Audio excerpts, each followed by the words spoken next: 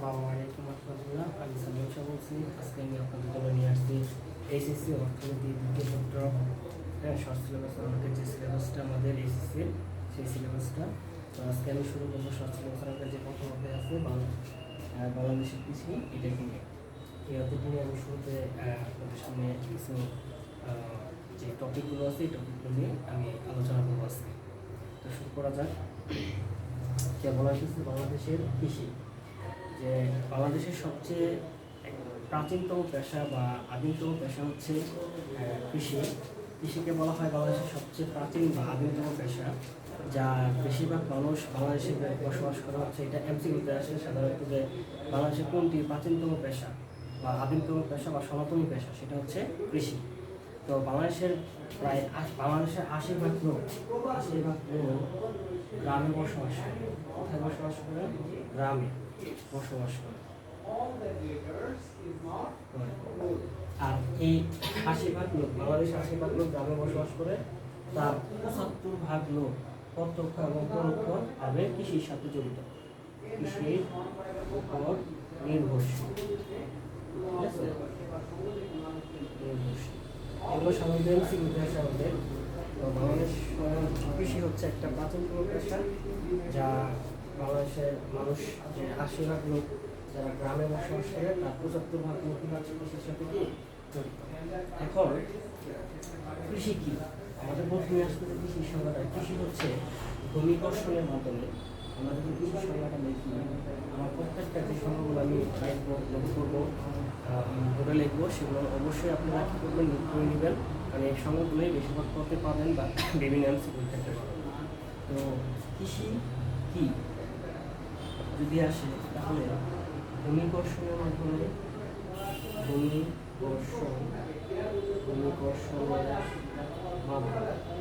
কর্ষণের মাধ্যমে কৃষি ফসল,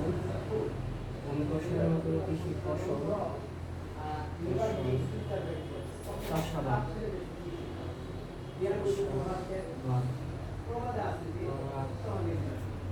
ভূমি কর্ষণ কৃষি ফসল চাষাবাদ করার প্রক্রিয়াকে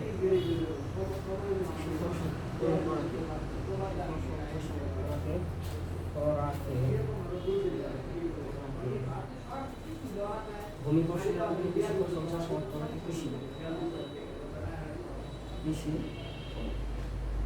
অথবা আরেকটা সংজ্ঞা দেওয়া যায়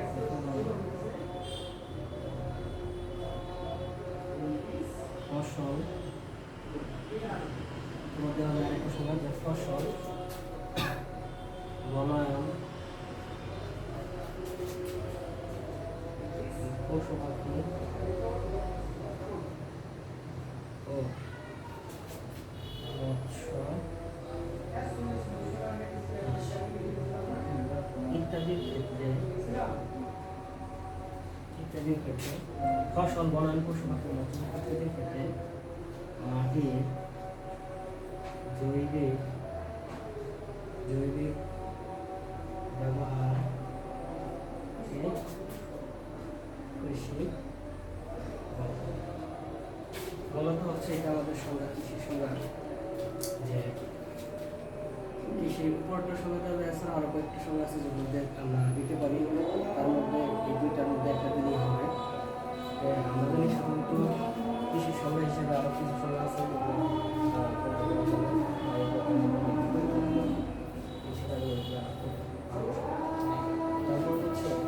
কৃষি। কৃষির উপরে হচ্ছে আমাদের যে কৃষি শেখাচ্ছে, কৃষি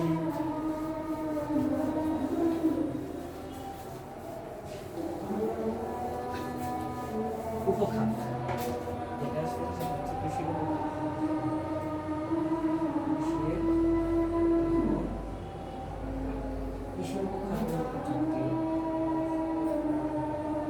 কৃষির উপখাতকে প্রথমত দুই ভাগে ভাগ করা যায়। কৃষির উপখাত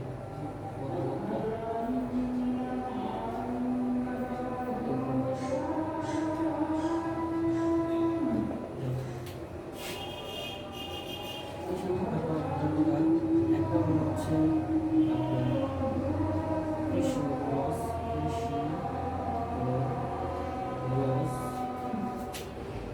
দুই নম্বরটা হচ্ছে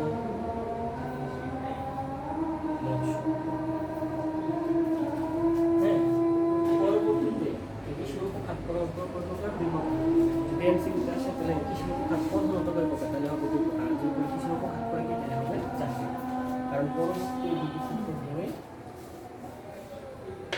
4টে প্রকার করা হয়েছে। ঠিক আছে, এখান থেকে আরো 4টে করা আছে। একটা হচ্ছে শস্য,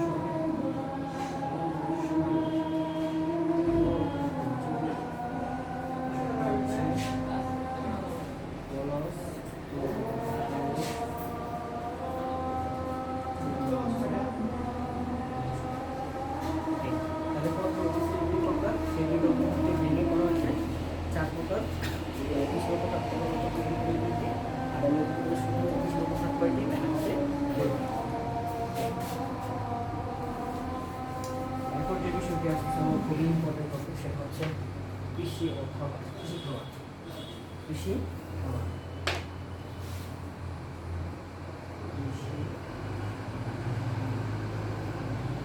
কৃষি খাবারকে প্রধানত চাষাবাদের দুই ধরনের আছে, কৃষি খাবার ও মূলত কৃষি খাবার ও কৃষি জোট। পরের যে টপিকটা কৃষি খাবার ও কৃষি জোট, পরবর্তীতে আসলে কৃষি খাবার কৃষি জোট।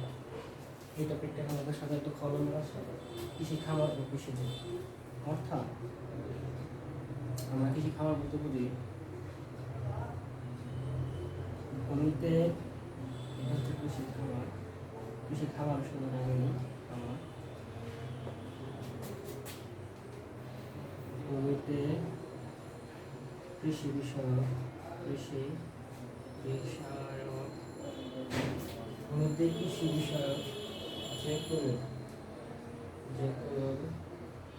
ধরনের ভূমিতে কৃষি বিষয়ক যে কোনো ধরনের কার্য সম্পাদন করাতে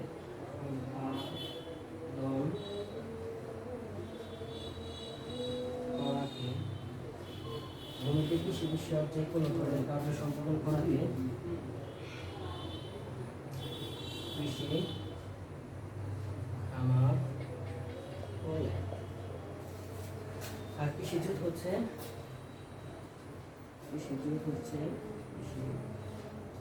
অপরদিকে কৃষিজোট হচ্ছে যে আয়তনের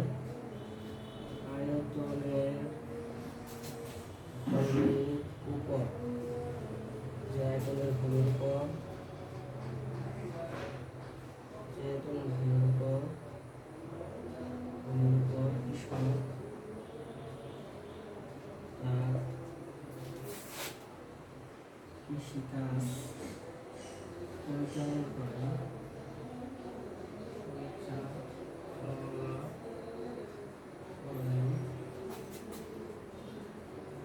তাকে কৃষি জোট।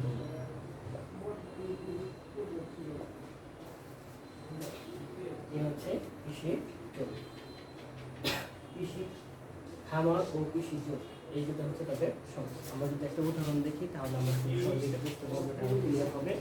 এটা যে একটা নম্বর আসে যে কৃষি জোট ও কৃষি খামারের কইছি, তাহলে আমরা এটা বোঝার আগে আমরা একটু বেসিকটা দেখি, তাহলে আমরা বুঝতে পারবো যে আসলে এটা আসলে একই কিনা পার্থক্য আছে। অবশ্যই এটার মধ্যে একটা নম্বর আসে। যেমন ধরলাম আমাদের এটা হচ্ছে একটা খণ্ড করে তৈরি,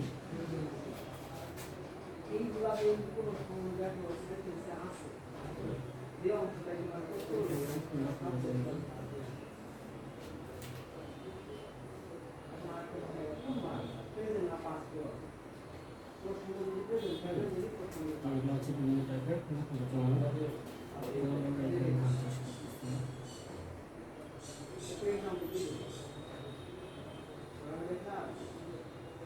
এই যেমন আমরা করতেছি, আমরা যদি উদাহরণগুলো দিতে খুব সহজ বুঝতে দেখাই খুব ভালো লাগে।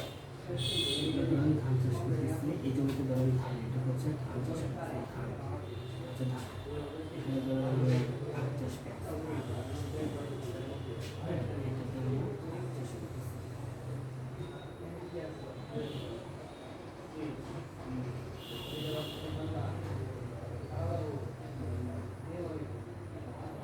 ঠিক আছে। এখানে ধরুন আমরা আখ চাষ করতেছি।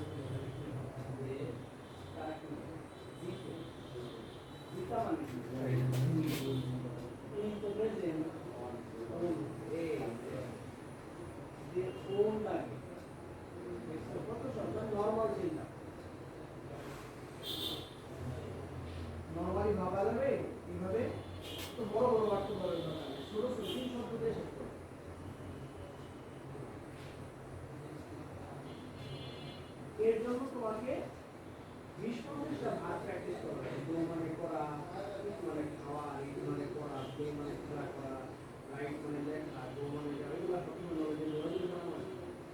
ঠিক আছে, এটা হচ্ছে মানে কি মানে খাওয়া, চেষ্টা করি করা। এই সালমান আমরা দেখতেছি যে কৃষি খামার ও কৃষি যোগটা বোঝানোর জন্য এই যে এটা এক একটা আয়তনের জায়গা ধরে এগুলো হচ্ছে এক একটা আয়তনের জায়গা, এটা হচ্ছে 2 একর জায়গাতে আমরা আখ চাষ করতেছি, এটা 3 একর জায়গাতে আমরা মুরগি চাষ করতেছি, ভুট্টা চাষ করতেছি, আর এটা হচ্ছে ধরুন 2 একর জায়গাতে আমরা ধান চাষ করতেছি, এখানে 1 একর জায়গাতে আমরা মনে করেন যে সবজি চাষ করতেছি, সবজি চাষ করতেছি, সবজি। ঠিক আছে, তো এই হচ্ছে আমাদের এক একটা যে খণ্ড খণ্ড চিত্র, মানে কৃষি খামার হচ্ছে ভূমি থেকে যে কোনো কাজ পরিচালনা করলে সেটা হবে কৃষি খামার, আর যে আয়তনের ভূমির উপর কৃষকরা কৃষিকাজ পরিচালনা করে সেটা হচ্ছে কৃষি জোট। মানে জোট হতে গেলে একটা আয়তন লাগবে, তার মানে আমরা দেখি যে আমাদের যে খণ্ড খণ্ড জায়গাতে এক এক ধরনের ফসল উৎপাদন করা হচ্ছে, সেটা হচ্ছে কি এক এক ধরনের ফসলগুলো বলা হচ্ছে কি কৃষি কি জোট। যে জায়গার মধ্যে এই ফসল উৎপাদন করা হচ্ছে এগুলো হচ্ছে কৃষি জোট, আর এগুলো এক একটা হচ্ছে কৃষি জোট, এই খণ্ড খণ্ড জায়গা। আর এই টোটাল একাধিক জোটের সমষ্টি কৃষি খামারের সঙ্গে এটা দেওয়া হয় যে একাধিক কৃষি জোটের সমষ্টি বলা হয় কি কৃষি খামার। অর্থাৎ আমরা যেটা বললাম এই টোটালটা মিলে হচ্ছে কি কৃষি খামার। এখন সাধারণত খ নম্বর একটা কোশ্চেন আসে, যে কোশ্চেনটা এরকম হয় যে কৃষি জোট ও কৃষি খামার একই, কৃষি জোট ও কৃষি খামার একই কিনা, এরকম ভাবে একটা খ নম্বর কোশ্চেন আসে। কৃষি জোট খ নম্বরে কৃষি জোট ও কৃষি খামার বা কৃষি খামার ও কৃষি জোট একই কি এবং এখন এটার উত্তরটা কি হবে? এটার উত্তরটা হবে আমরা কি প্রথমে কৃষি খামার কাকে বলে সংজ্ঞা দেবো, কৃষি জোট কাকে বলে সংজ্ঞা দেবো, দেওয়ার পরে বলবো যে কৃষি জোট কৃষি খামার অপেক্ষা কৃষি জোট হচ্ছে ক্ষুদ্র ধারণা, আর কৃষি জোট অপেক্ষা কৃষি খামার হচ্ছে একটা বৃহৎ ধারণা। কৃষি জোটগুলো মাঠের বিভিন্ন প্রান্তে ছড়িয়ে ছিটিয়ে থাকে, আর একাধিক জোটের সমষ্টিকে বলা হয় কৃষি খামার। তাই বলা যায় কৃষি জোট ও কৃষি খামার একই নয়, সম্পূর্ণ ভিন্ন বা যথেষ্ট পার্থক্য রয়েছে। এটা 2 নম্বর একটা কোশ্চেন আসে সাধারণত, আমরা এটা সলভ করব। ঠিক আছে, এই হচ্ছে আমাদের কৃষি জোট ও কৃষি খামার মধ্যে। এখন আসেন কৃষি খামার। কৃষি খামারগুলো বিভিন্ন ভাগে ভাগ করা হয়েছে। সাধারণত আমরা জানি কৃষি খামার যে প্রথমে যে ভাগ করছে চাষাবাদের কৃষি খামার, এটাকে যেটা ভাগ করা হয়েছে সেটা হচ্ছে প্রথমে হচ্ছে চাষাবাদের প্রকৃতির, চাষাবাদের প্রকৃতি,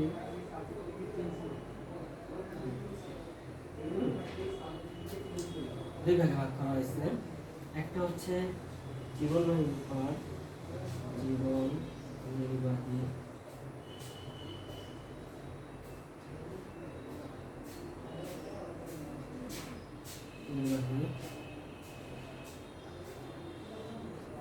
জীবন নির্বাহী খামার, জীবন নির্বাহী কৃষি খামার, কৃষি খামার। আরেকটা হচ্ছে বাণিজ্যিক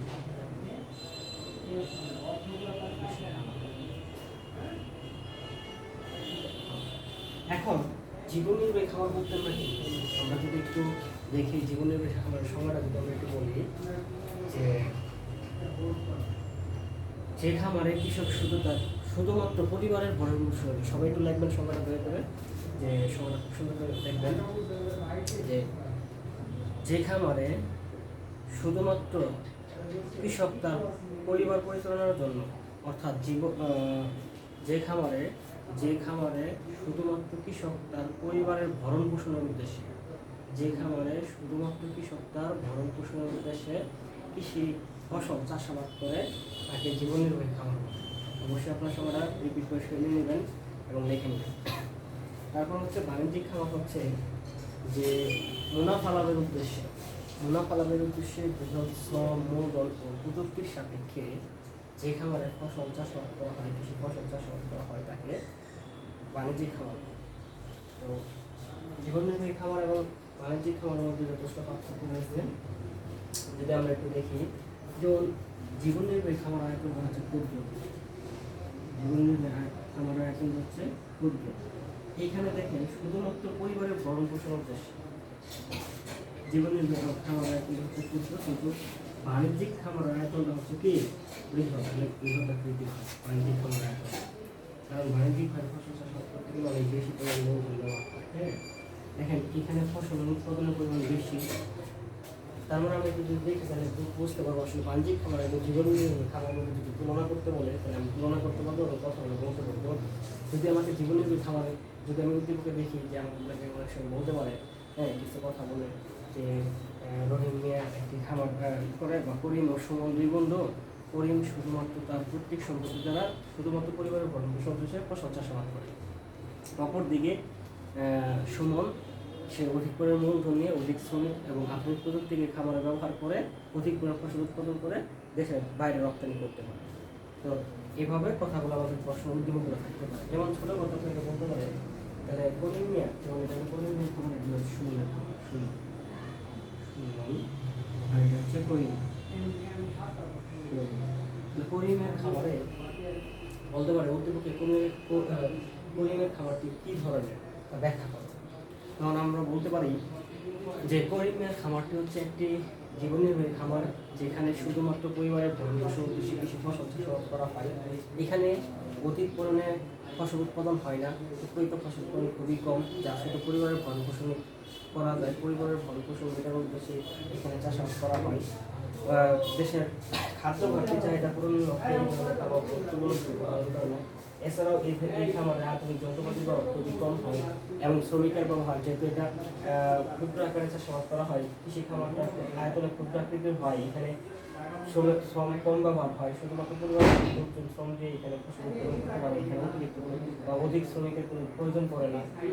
এইভাবে আমরা কথা বলতে পারি, এই কথাগুলো আমরা যুক্তি দিতে পারি যে জীবনের খামারের বিষয়টি এখানে অধিক কোনো শ্রমিক ব্যবহার হয় না, জীবনের খামারের শ্রমের ব্যবহারটা খুবই কম হয়। এখানে আমরা উৎপাদিত ফসলের পরিমাণ খুবই কম, যা দ্বারা শুধুমাত্র পরিবারের ভরণ পোষণ মেটানো যায়, কিন্তু বিদেশে রপ্তানি করা যায় না। এটাতে অতিরিক্ত কোনো মুনাফা অর্জন করা যায় না। আমরা এইভাবে বলতে পারি যে জীবনে এই খামারের বিষয়টা। অপরদিকে আমরা বলতে পারি যে অপরদিকে আমাদের যে বাণিজ্যিক খামারটা আছে, সুমন যে খামার, কৃষি বাণিজ্যিক খামার হচ্ছে যেখানে অধিক মূলধন, শ্রম ও প্রযুক্তির ভিত্তিতে